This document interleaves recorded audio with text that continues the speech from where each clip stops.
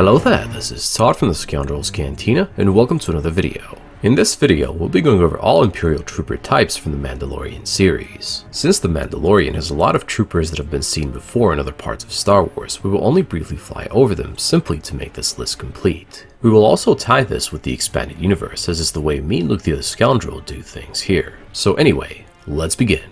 At number 1, we have the standard Imperial Stormtroopers, which were seen throughout the entire reign of the Galactic Empire and were originally seen in the original trilogy, as well as in countless other Star Wars stories. In The Mandalorian, their numbers are depleted and they serve Imperial warlords and their individual Imperial remnants, such as Moff Gideon's. Stormtrooper commanders were also seen serving the Imperial remnant, and the only difference between them and the regular Stormtroopers was their rank and the orange pauldron that they wore. At number 2 are the Scout Troopers, also known as Biker Scouts and Imperial Sharpshooters, who specifically trained Stormtroopers for reconnaissance, sharpshooting, and riding a 74Z speeder bike while on patrol. Scout Troopers were first seen in Return of the Jedi and had many other appearances, just like regular Stormtroopers, and in The Mandalorian they served the Imperial remnant of Gideon and many others. At number 3 are the Coastal Defender Stormtroopers, more commonly known as Shore Troopers, who were a specialized variant of the Galactic Empire Stormtroopers trained and equipped for tropical environments. There were at least 5 types of Shore Troopers, which were the regular ones who were all ranked as sergeants, the Shore Trooper Squad Leaders, the Shore Trooper Captains, the Heavy Shore Troopers, and the Shore Trooper Sharpshooters.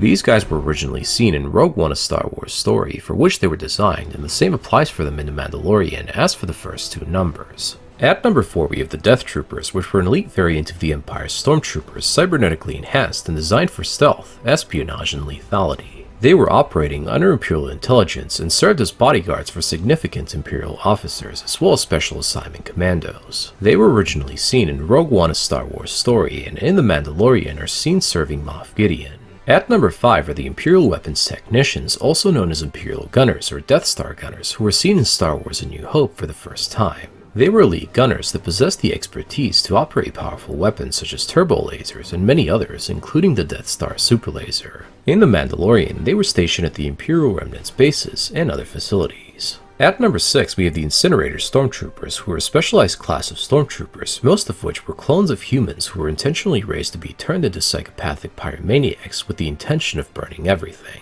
Their armor was exceptionally heat resistant, and they were recognized by their distinct red armor markings. Incinerator Stormtroopers used powerful plasma rifles, oppressor flamethrowers, and sometimes even E-11 rifles, SE-14R blaster pistols, and thermal detonators. They were created to be used when an example needed to be made by the Empire, where they would burn down villages and even entire cities to the ground, leaving nothing standing.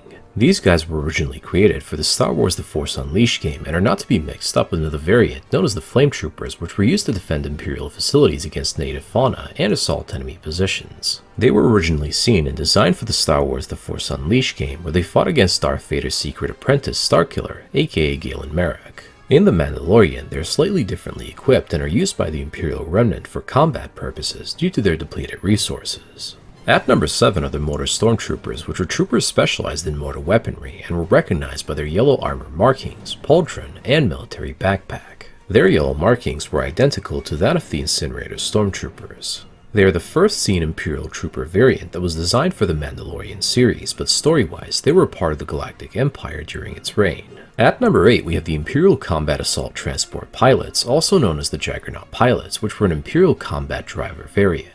They had the exact same armor as the Imperial Combat Assault Tank Pilots, aka Tank Troopers, who were first seen in Rogue One: A Star Wars Story, although their ones were dark green instead of white. A Juggernaut Pilot commanding officer had a red marking on their upper left arm, while the regular pilots were completely dark green. They piloted Imperial Combat Assault Transports, also referred to as the Juggernauts, which were a variant of the former Republic's HAVW A6 Juggernaut and the Imperial HCVW A9 Turbo Tank. In a way, they're reminiscent of the Imperial Army troopers because of their color schemes. And finally at number 9 are the Phase 3 Dark Troopers of Moff Gideon's Imperial Remnant, which were advanced heavy-plated battle droids that resembled Stormtroopers but were much more durable and dangerous. Moff Gideon's Imperial Remnant replicated and upgraded the already existing designs from the Dark Trooper project, which was run by Imperial General Rom Mok and shut down 1 year after the Battle of Yavin with the help of Kyle Katarn. Yes, we are tying this with the Dark Forces game from the expanded universe where the Dark Troopers were first introduced. Moff Gideon's Dark Troopers were an upgraded version of the original Phase 3 Dark Troopers, retaining a similar look although not being an exoskeleton which could be worn as armor, and they were much less bulky, resembling the Phase 2 Dark Troopers in size. Just like the original Phase 3s, Moff Gideon's Dark Troopers were equipped with rocket boosters in order so that they could fly, and were 4th class droids. Moff Gideon's Phase 3 Dark Troopers were one of the most powerful Dark Trooper variants that could withstand a huge amount of blaster shots as well as go through armed doors. Despite their tough armor plating, Mandalorian iron aka Beskar weapons could go through them, as well as a lightsaber as demonstrated by Jedi Knight Luke Skywalker, who destroyed them with these. Now, just to briefly keep track of our headcanon in our videos, we don't consider the Mandalorian series as canon for ourselves because it's based after the events of the Return of the Jedi, which we consider to be the happy ending of the Star Wars story. This is just our personal opinion as well as preference, which is what headcanon is for. With that said, all of these trooper types were standard Imperial troopers, which means that they were present during the original trilogy era, making them easily with pleasure a part of our personal headcanon.